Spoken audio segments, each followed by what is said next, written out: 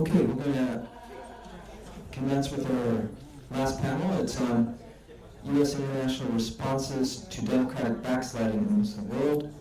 And again, I think like every panel, this can be a conference within itself.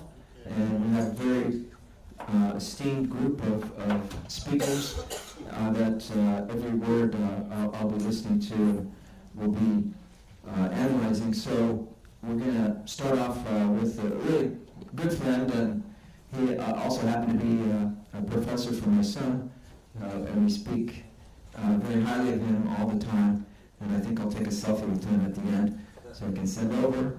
Nader Hashmi, who's Associate Professor and Director of Al-Walid Center for Muslim Christian Understanding at Georgetown University.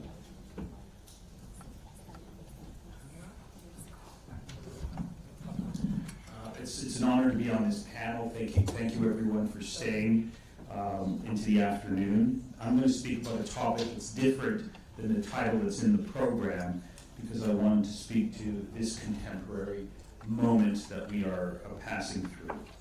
So I woke up this morning and I read the headlines. The first one was that at least 62 Palestinians were killed in the past 24 hours in Gaza, hundreds more injured.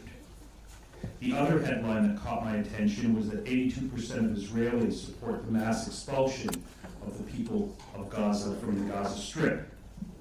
Yesterday, I tried 3 times to watch Feroz Sidwa's statement before the UN Security Council on the situation in Gaza.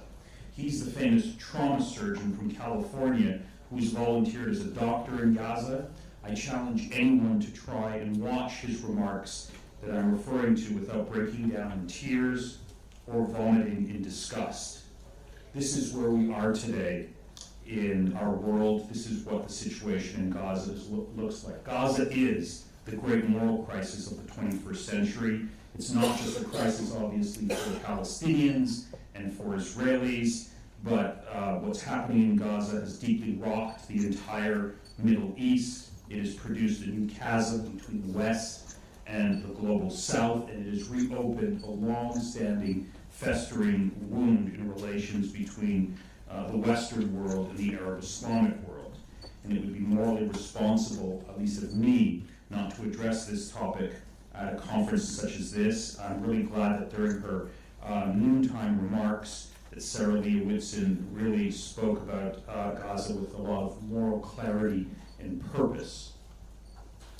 So what does the Gaza genocide mean for the prospects of democracy in the Middle East and North Africa? That's the topic that I want to ruminate on in the next 10 minutes. First, some background. These are the dark days of history for the Arab Islamic world, replete with torture states, corrupt ruling elites, repressed civil societies, and detention centers overflowing with political detainees. Authoritarian regimes are ascendant everywhere, while democratic opposition groups and social protest movements are severely repressed, especially in the Arab world. When judged by key indicators such as democratic development, civil and political rights, press freedom, censorship, women's representation, the status of minorities, state-sanctioned executions, the countries of the Arab and Islamic world, the Arab world in particular, has some of the lowest scores. Adding to this grim picture is the expansion of mass poverty and economic destitution for hundreds of millions of people in the region. Data on global inequality reveals that the Middle East, despite its abundance of wealth, has some of the highest wealth inequality scores in the world. The World Inequality Lab reports that, quote, the Middle East is the world's most unequal region, where the top 10% capture 61% of the national income. Oxfam has confirmed these findings, observing that the coronavirus pandemic has significantly expanded the problem of mass pauperization throughout the region. In short, the statistics on poverty, unemployment, the income gap, food insecurity, corruption, and stagnation in the political system are shocking, given a region that does have a lot of natural wealth. Youth unemployment, on average, is around 30%. It's some of the highest percentage in the world for youth unemployment. And now just consider the following statistic, the population projections. In the year 2000, the Middle East and North Africa had a population that was estimated to be around 380 million. In 2023, the population of this region was around 500 million, and the projected population in 2050 is 780 million. Where are the jobs? Where is the housing? What are the prospects for political representation? Where is the hope for a better future? In short, there's very little of any of these in the offering. The Middle East and North Africa region is a political and economic basket case. Often in the media reporting discussion, it's Qatar, it's the Emirates, it's Saudi Arabia that get all the attention. That's very much non-represented. It's a non-representation of the broader region. In short, there is severe and expanding human rights crisis in the region, a severe and expanding crisis of political governance, a population crisis, a severe and expanding economic crisis, and there's a new crisis that is rocking the region in the coming years that you're all sort of at some level aware of, the expanding environmental crisis. The Middle East is heating up at twice the rate as the rest of the planet. And on top of all of these crises, we have another crisis that will rock this region for generations to come. And of course, I'm referring to the genocide crisis in Gaza. This is the first line-stream genocide the world has witnessed, according to Amnesty International. It will contaminate the Middle East and North Africa for a very long time. It will also negatively affect the prospects for democracy in the region. So when social scientists write about democracy, discuss democracy, they agree that there's a set of common preconditions or factors that help promote democracy. The existing of a political culture that supports democratic values and habits, free and fair elections, basic human rights protection rooted in freedom of speech and association, a sizable middle class, a certain amount of wealth and income distribution, existence of the rule of law, and robust civil society institutions that can promote democracy. The more that these are in place, the better the prospects for democratic transition or a democratic consolidation. Democracy, however, requires something that's actually much more fundamental and foundational, and that is political stability, internally, regionally, and internationally. Obviously, genocide and mass violence produce the exact opposite. It produces deep instability, deep uncertainty, and chaos that undermine the prospects for democracy. What genocide produces is deep political polarization and radicalization that undermine democracy at a very core level. This is now a new factor that is going to shape the politics of this region, and that we're going to, if we ignore it, we do so at our own peril. So as I watch the genocide in Gaza unfold, now into its 20th month and counting, I'm just wondering how many young people in this region are being radicalized by this ongoing moral obscenity backed by the United States in Gaza. The liquidation of Gaza is now accessible to every young person in the region who has access to a smartphone on a daily basis. Now, we're having this conference at a location where last week, not too far away, in fact just a couple of blocks away, 2 innocent people were killed at the Capitol Jewish Museum by a 30-year-old young man from Chicago. According to everything that I've read about the shooter, he was radicalized by the war in Gaza. This got me thinking that if a young man living in a relatively free society can be radicalized to commit a grotesque murder, allegedly because of Gaza, what might be happening in other societies that are unfree, that are repressive, such as the ones in the Middle East and North Africa? How are young people being affected today against the backdrop of the suffocating political and economic conditions that I just described a moment ago? What does this genocide portend for the future of the Middle East and the Arab and Islamic world? As we know from people who study the region, 2 of the most significant political actors, theoreticians of radicalism and proponents of violence, were deeply radicalized by the question of Palestine. The question of Palestine is the prism of pain through which people in the region look at the world through. I'm talking, of course, of Sayyid Qutb and Osama bin Laden. I don't have time to go into the histories, but they're just representative examples. We forget that, on 9/11, the social and political conditions that produced those hijackers and lead up to 9/11 today are much worse in the Middle East and North Africa than they were at that time. If you look at other cases of mass violence and genocide, it produces people who are willing to resort to extreme measures as a response to this genocide. The radicalization of the Zionist movement that allowed people who were affected by genocide in Europe to then go to the Middle East and engage in the mass expulsion of Palestinians is one such example. Similarly, in Gaza today, we know that 70% of Hamas recruits are orphans from Israeli military operations. They seek revenge for the loss of their family members and the destruction of their society. These forces, once unleashed, cannot be easily contained. The proverbial genie cannot be easily put back into the bottle.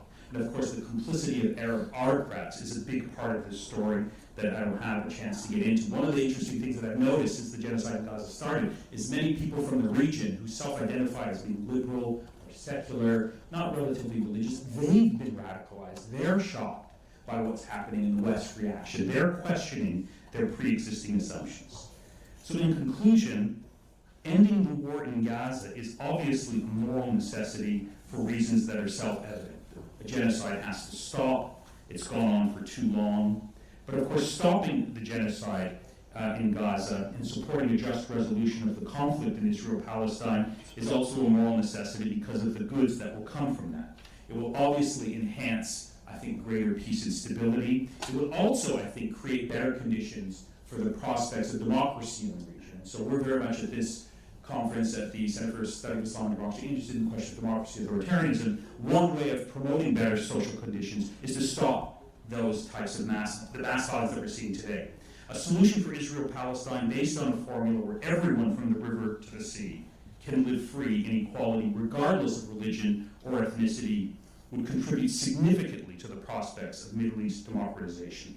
However, it might be too late. I fear that the violent forces that have been unleashed or are being unleashed in Gaza today will rock our world in the same way that 9/11 did. Sadly, an end to the genocide in Gaza, and this is the worst part, seems nowhere in sight. In many ways, the worst of what's happening in Gaza could lie before us, thus exacerbating the type of political and religious radicalization that I'm referring to. And of course, the West being deeply complicit in this whole project makes the question of democracy, I think, a bigger challenge in the region because people associate democracy with the West. And if the West is deeply complicit in the mass extermination of the people of Gaza, that makes the question of democracy much more difficult to promote, I would argue. So in the end, we lack the power, at least those of us here in this room, we lack the power to stop this grotesque genocide. All we can do is to call it out, to try and document it, and to chronicle it as extensively and as honestly as possible, including talking about how this genocide severely undermines the prospects for democracy in the Middle East. Thank you.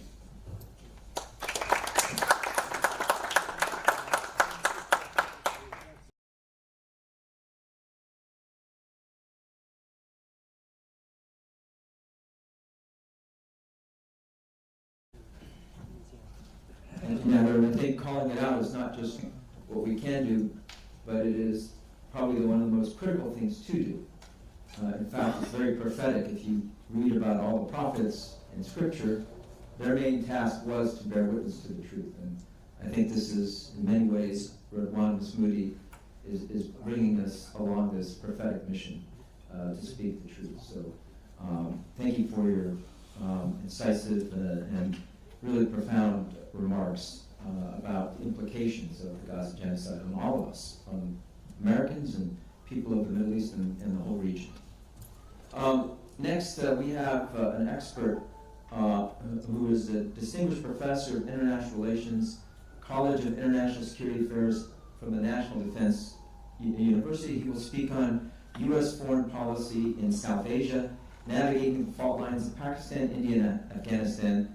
Please welcome Professor Hassan Abbas.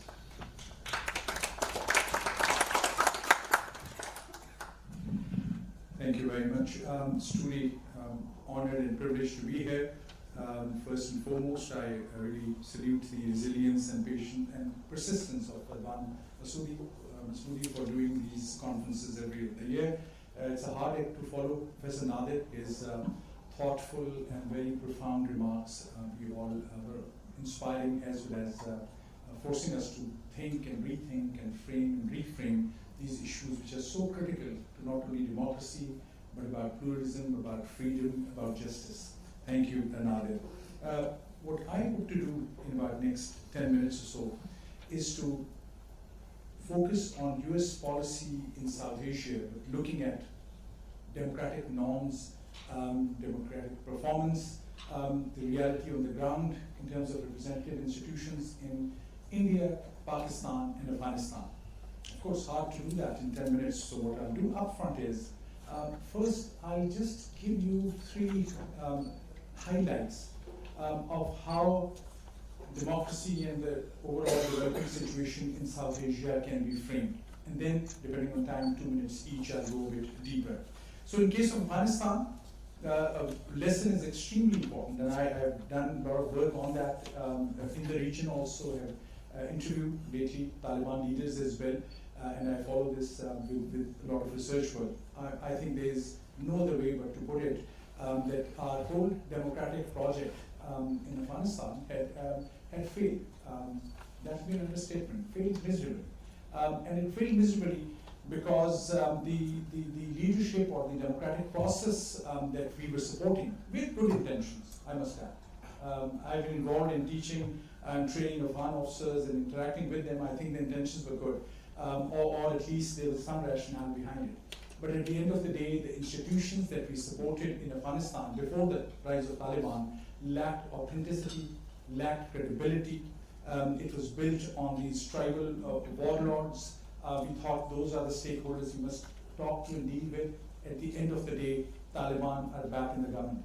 I can't say Taliban are very popular. If there's an election today, I seriously doubt if Taliban will win, but they will get some support because in certain areas they will support everyone I'm talking to.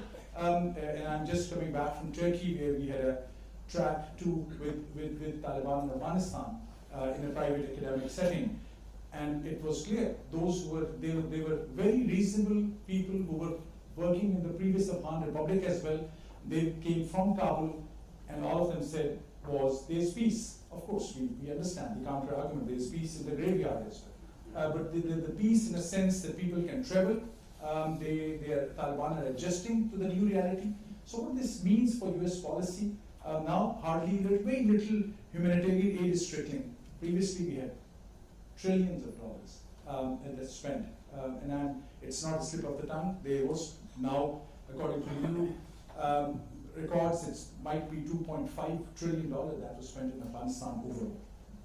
So the crux, the first highlight, you cannot develop, strengthen, facilitate democracy in a way that takes out the credibility and authenticity. And if it is not rooted in indigenous way, I'm not at all saying that there cannot be democracy in Afghanistan. There can be. That's not the argument I'm making. I'm saying the way we invested in democracy in Afghanistan was counterproductive. One. Secondly, on India. India, I can't say one of the oldest democratic countries, but of course the largest democracy in the world today. Known for its constitutionalism, known for its secularism. But where it stands today, it is so clear. It is this internal democratic backsliding which is taking place. Minority rights, especially when it relates to Muslims, and there are about 250 million Muslims in India today, and Christian communities. What they're facing through challenges on freedom of speech, also the rise of the right-wing forces in India are having a deep impact on what democracy in India means and stands for. That we'll come to a bit more later, what that means for US policy, because India, among all these three countries that I'm talking about, is the most important US partner in that region. Third, Pakistan. Of course, Pakistan is a classic case where you can say a civil-military disconnect or civil-military imbalance leading to the creation of a national security state is something that has been impacting or influencing negatively its democratic credentials. I must add, Pakistan is one of the few Muslim countries, if I compare it with many of the Middle East states, nothing in a demeaning sense, but if you compare it with any other country, I think other than Indonesia and Turkey, Pakistan may come out right on the top three, because repeatedly Pakistan had thrown out military dictatorships. There were massive movements in 70-year history where they pushed back on military dominance and asked for democratic credentials. The first Muslim woman to become elected head of a Muslim country as a democratically elected, Benazir Bhutto, was also from Pakistan. But currently, the most popular political leader in the country, the former prime minister, is in jail, and there are severe, credible allegations of violence and oppression and persecution of all those who are linked with his political party, Pakistan Tehreek-e-Insaf. That is a reality also. So that was the three things I wanted to say up front, but let me go a little deeper, maybe in a minute and a half or 2 minutes each, for each of these countries. Afghanistan.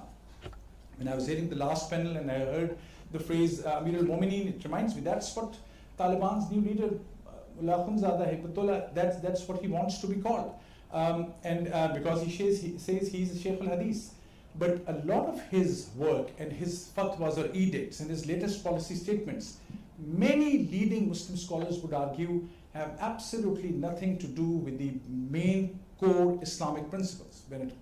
Whether it comes to girls going to school, he has banned girls from going to school, and they have, despite repeated conversations and pressure and other ways to influence, and I've also heard from Taliban leaders that if a majority of Taliban are asked today whether they want girls to go to school, they would say yes. But Hibatullah's edict is something which is dominating the policy.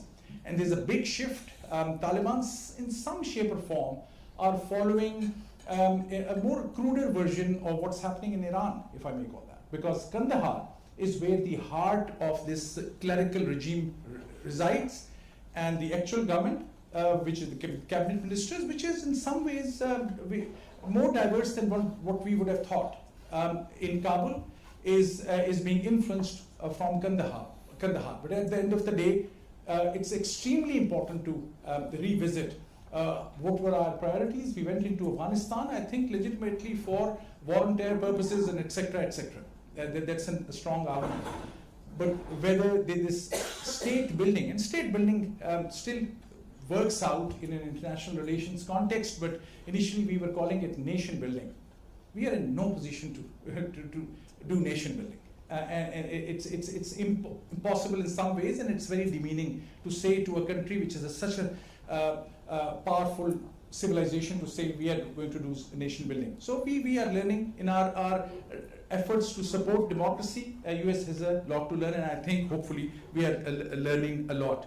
But at present, that's what we are dealing with, an engagement with Taliban, not necessarily with a goal to facilitate democracy, but in terms of representative government. If US engagement with Afghanistan will lead to more opportunities for the ordinary Afghans and provide humanitarian assistance, that's the way to go. The regional countries have learned this lesson, whether it is Uzbekistan, which is giving free electricity, or Turkmenistan, which is, despite its own closeness, dealing with Afghanistan, or other regional countries who are regularly engaged with Taliban.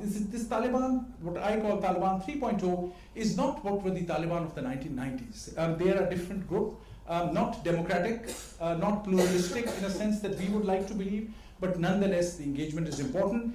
We tried, I say often this to my Afghan friends, with deep respect for their contributions and the struggle and the sacrifice they're making. Many of our Afghan friends who were forced to leave the country, our hearts are with them, absolutely not trying to take away any of their credit and sacrifice.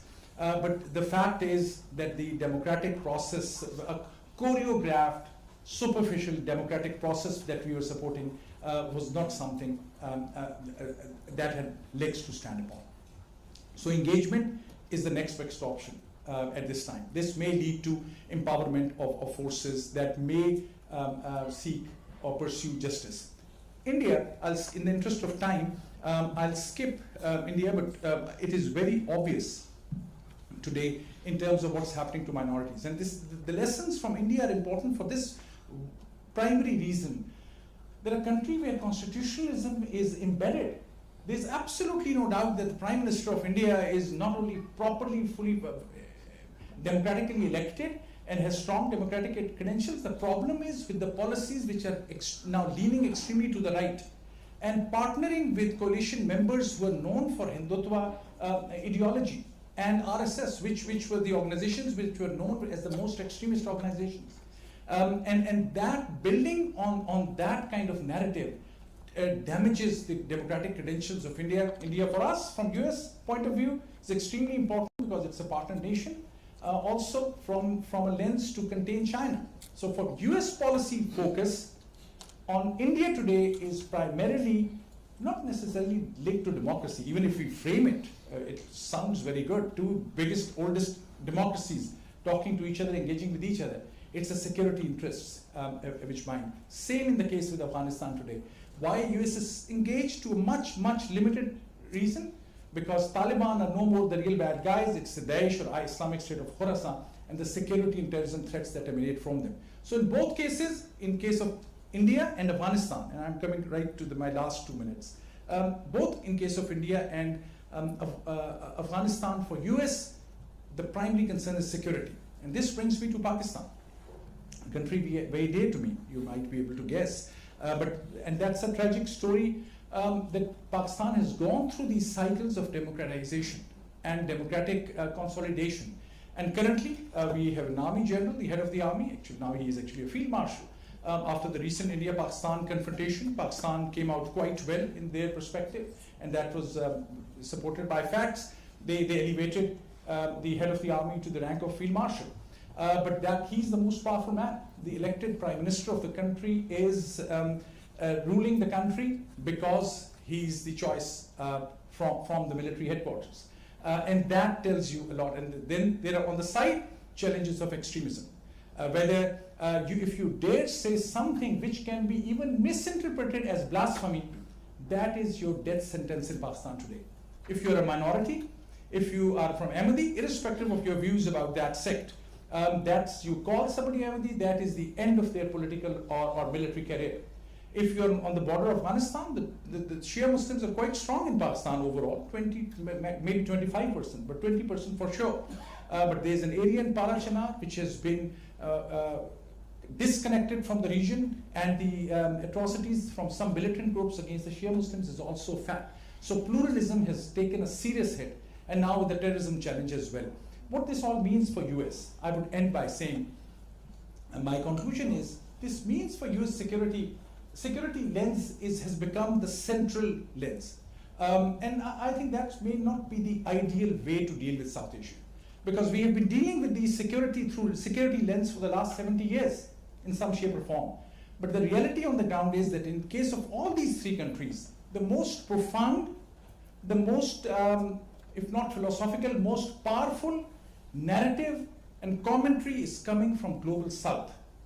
And if we, as I say as an American, if I am claiming to be representative or a part of or a proud citizen of a nation which claims global status and global power, and if my narrative is not global and it is purely focused on certain security interests, that step by step will push me away from my global status.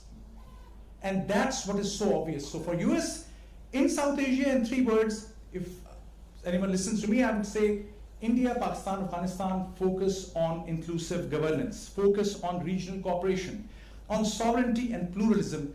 These should be the ways in we should also push our policy through, keeping aside in parallel to our security interests. Thank you very much.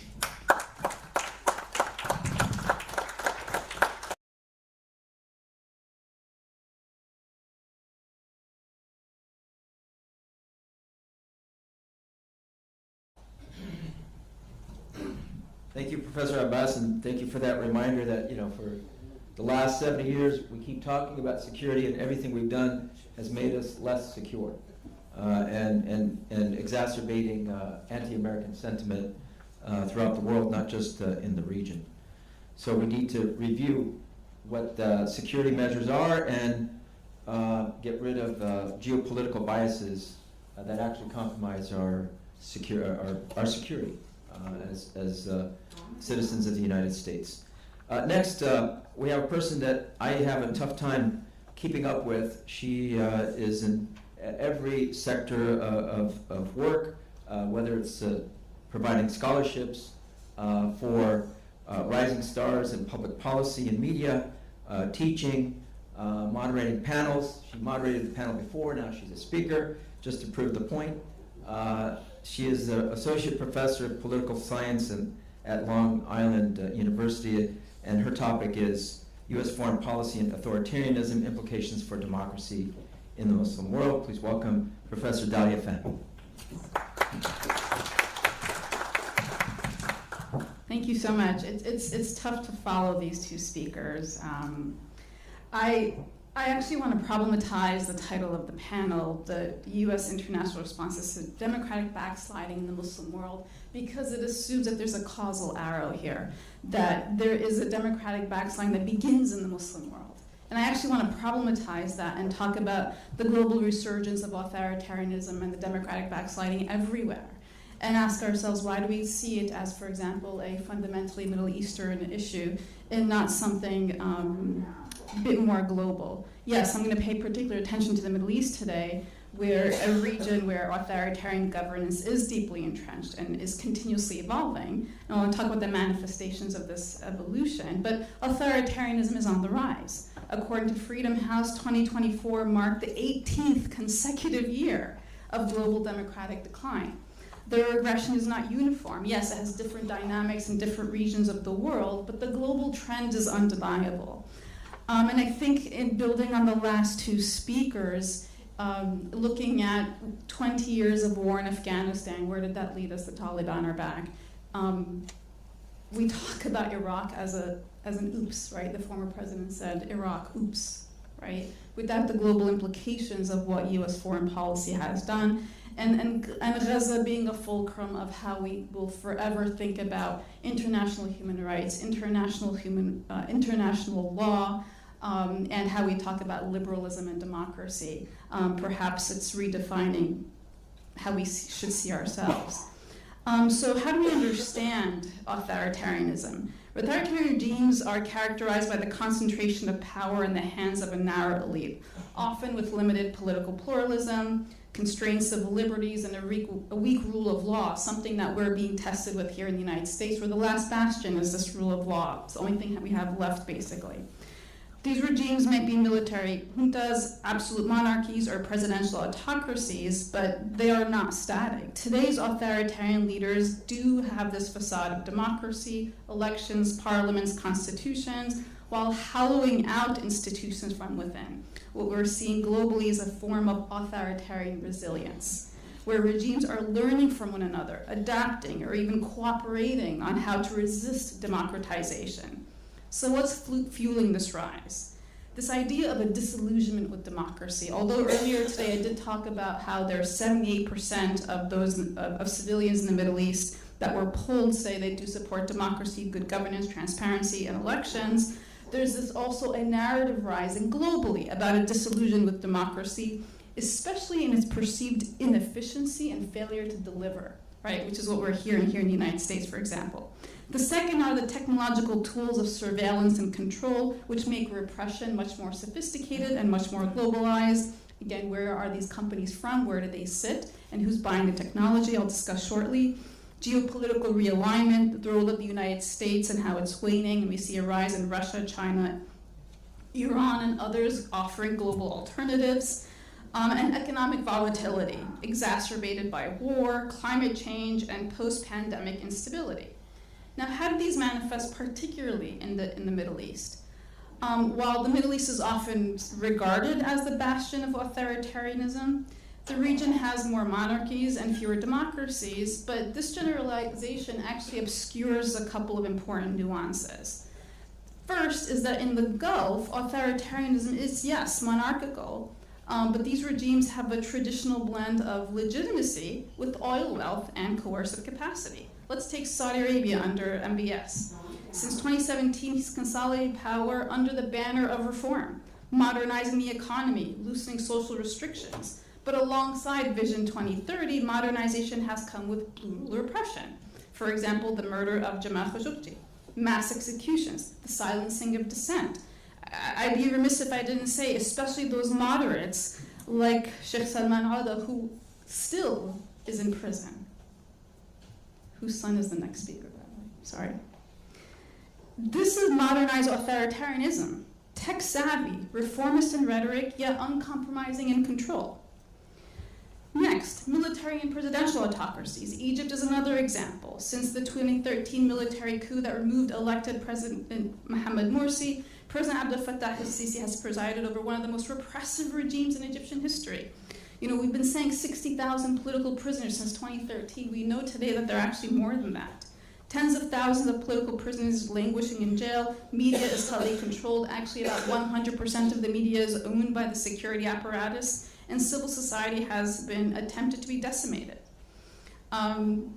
Illiberal hybrid regimes and de-democratization. Tunisia was once heralded as the Arab Spring's only success story, but in 2021, President CSID dissolved the parliament, assumed extraordinary powers, and rewrote the constitution.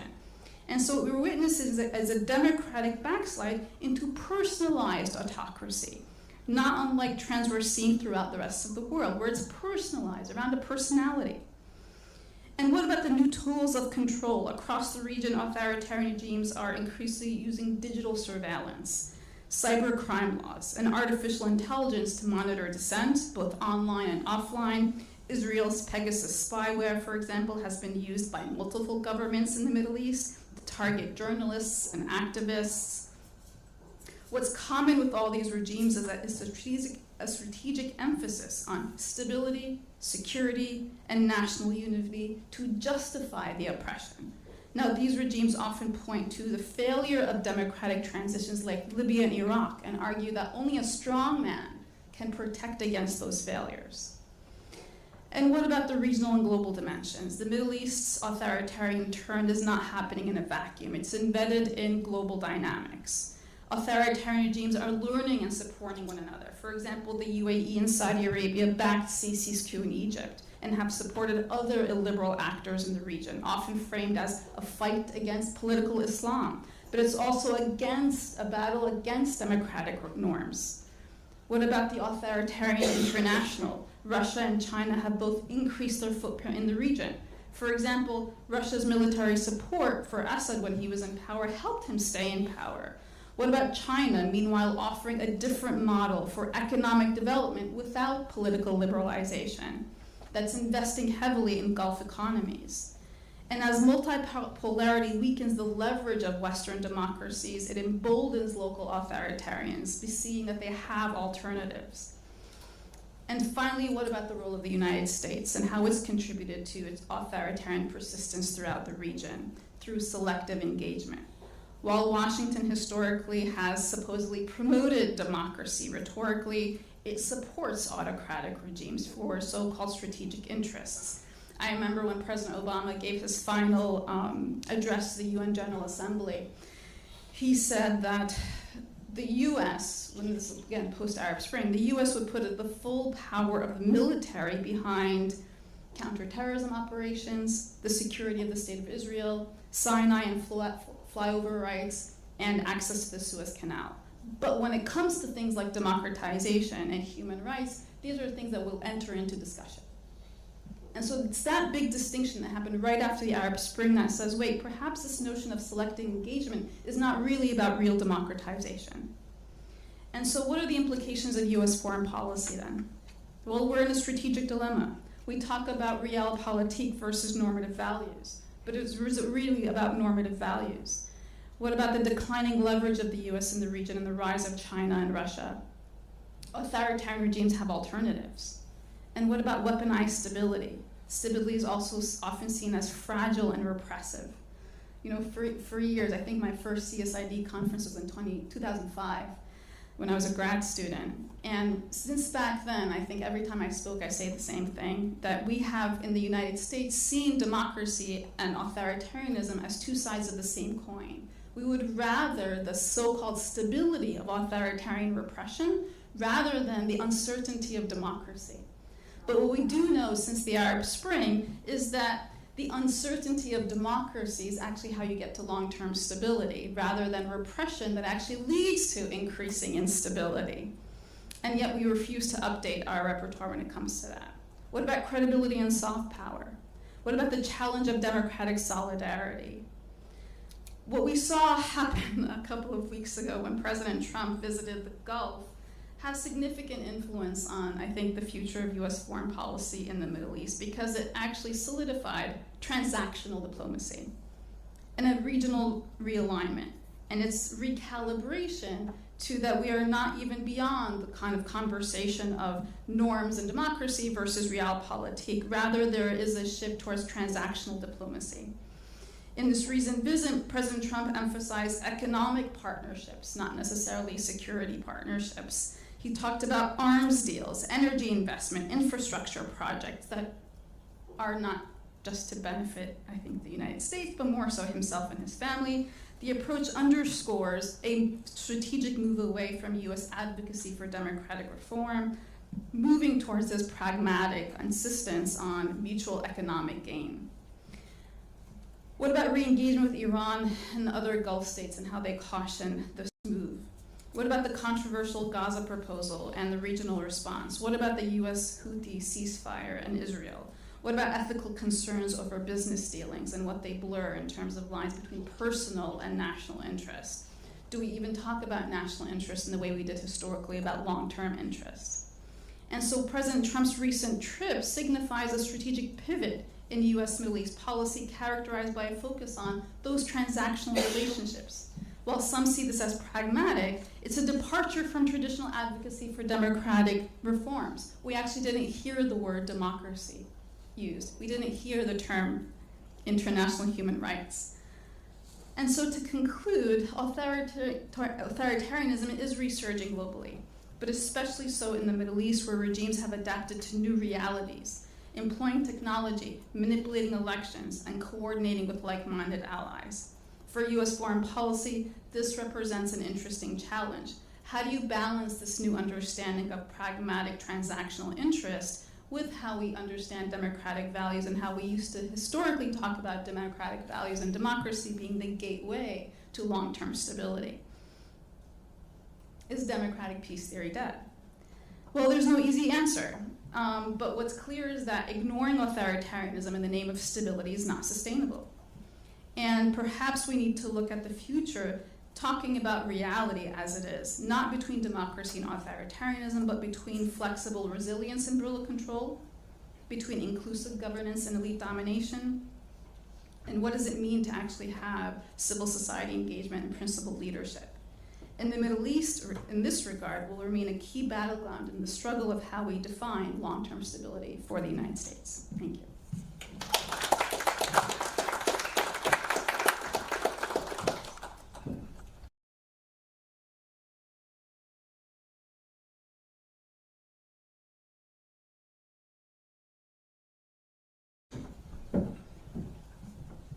Thank you for that overview of our status, not only in the region, but globally, and indeed, number of what's called national interests have very little to do with democracy or stability. So thank you for that, Dalia.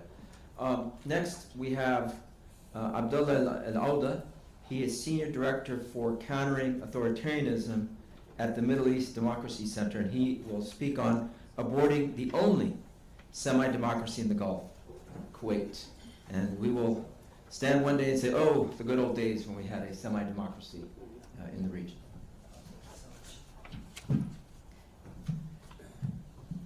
Well, it's in a way harder to speak after Dalia. It's also easier because she said the things that you want to say in a more articulate way. So thank you. And thank you for the panel and everyone here, for organizing this and the co-sponsor. So why I'm speaking about Kuwait? I'm a Saudi, born and raised, but I got interested in Kuwait because we noticed over the years since 2011 that there is a campaign, a dedicated campaign coming from the UAE and Saudi Arabia, led by a lot what we called Saudi bots, trying to portray the Kuwaiti experience, the Kuwaiti remaining democratic institutions as chaotic, as producing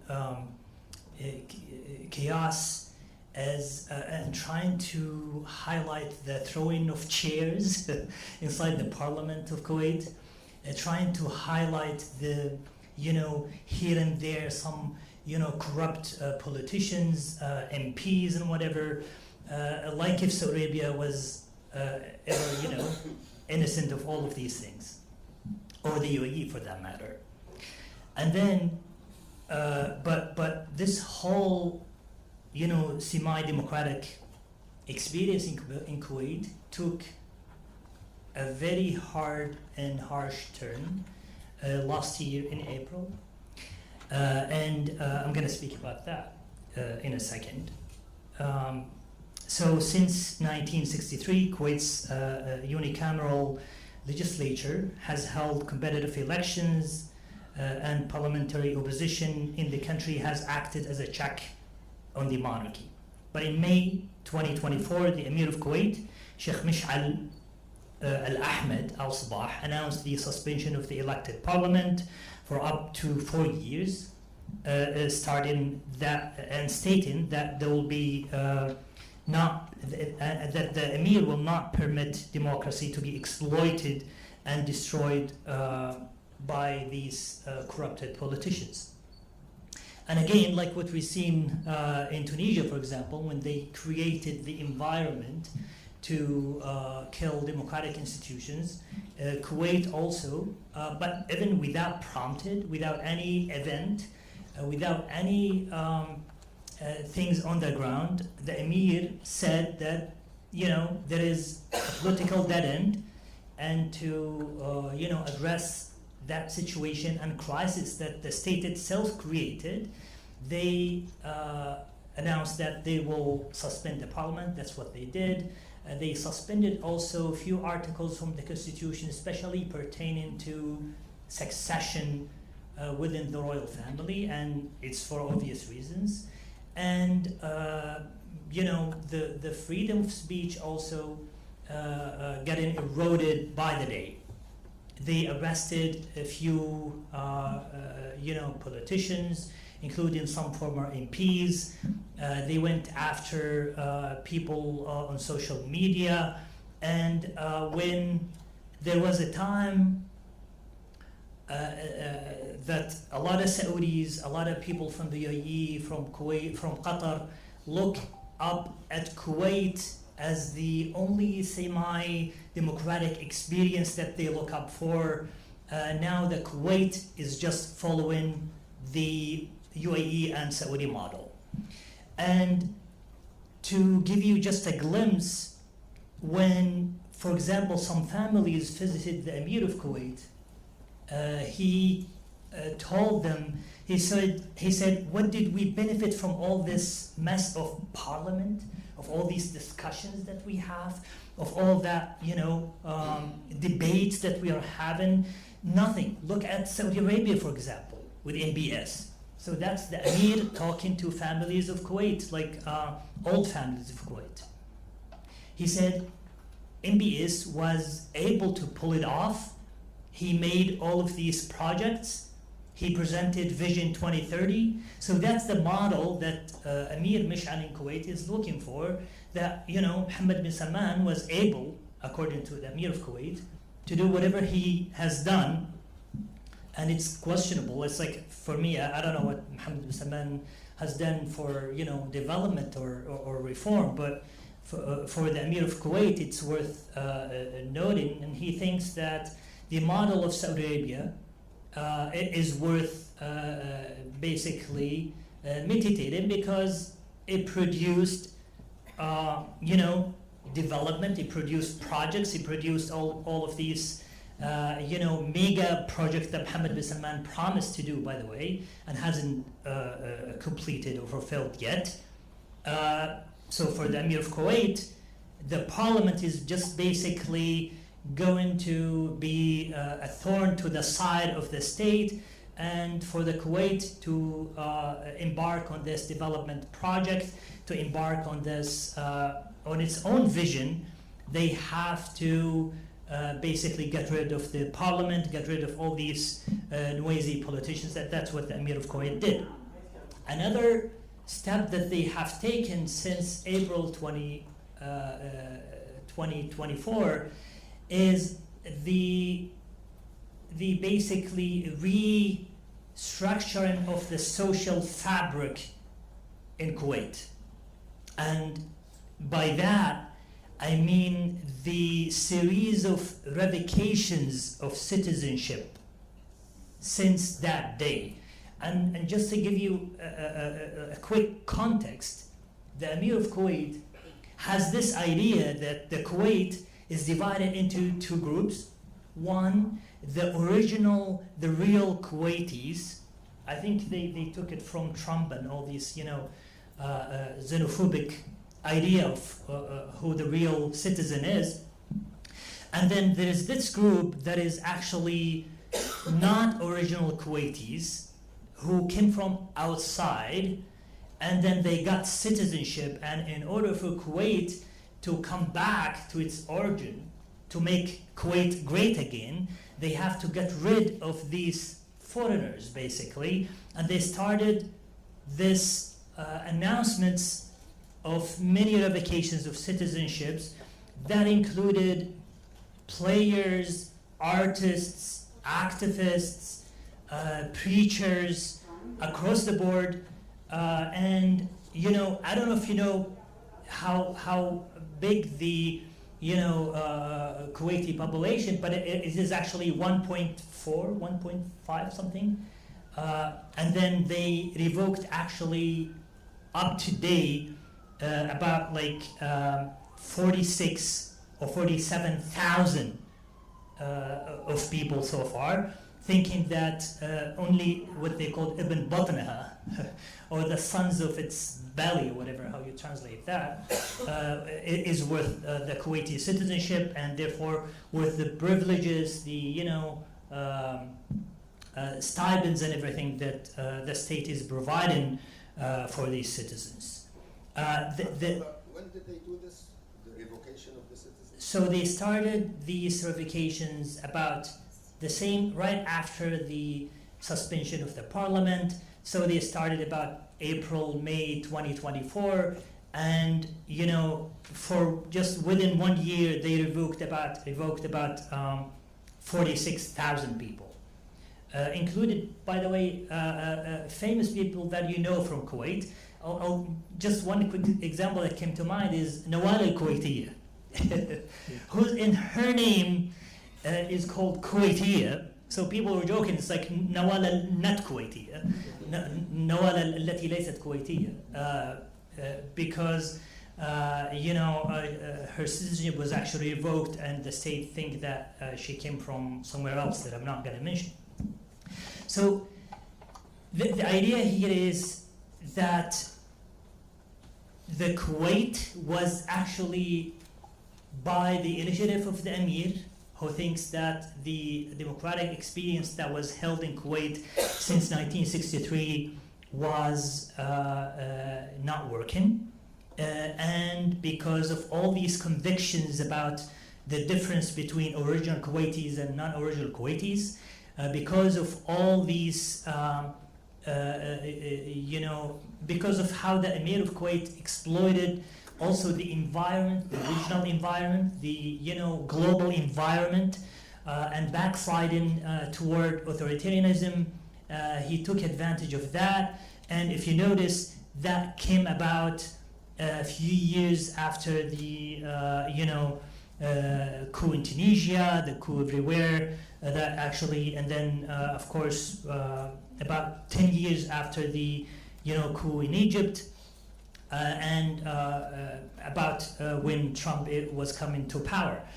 So the idea is that the region, the world, and the local environment helped the Emir of Kuwait to basically abort the only semi-democratic experience in the Gulf, And as a Gulfi, I think that the UAE and the Saudi government, like they did with Egypt, with Tunisia, with every